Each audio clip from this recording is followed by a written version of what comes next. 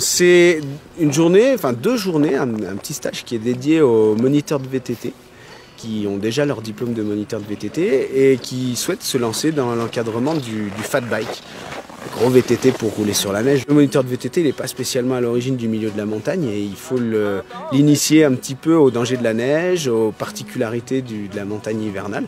Donc on passe 2 jours ensemble à passer un petit diplôme de maniement de l'appareil de recherche de victimes d'avalanche et puis pas mal de choses qu'il y a à savoir sur la gestion du risque par rapport à la neige, le pilotage du fat bike, gérer les problèmes liés au froid, etc. C'est vrai qu'on a aussi des petites variations de pilotage. Après, c'est des moniteurs de VTT qui travaillent, qui connaissent le pilotage, donc c'est pas là-dessus qu'on passe le plus de temps. Nous, l'idée, c'est vraiment de les initier aux risques liés à la neige et aux avalanches, plus que le pilotage à VTT, la cartographie en hiver, qui est un petit peu différente de celle qu'ils ont l'habitude de rencontrer en été, ou sur les bike parks en station l'été, c'est vraiment très différent.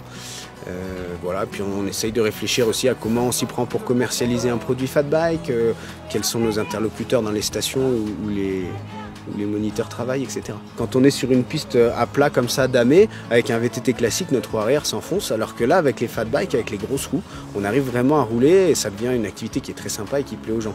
On peut décliner ça sous toutes ses formes, aussi bien en randonnée découverte, balade, en randonnée sportive, on peut vraiment s'arracher sur ces vélos, que sur des produits où on fait que de la descente. On peut aller même essayer d'aller jouer un petit peu en hors-piste ou dans les zones non damées, on va dire, plus que du hors-piste, parce que c'est des vélos qui descendent assez bien.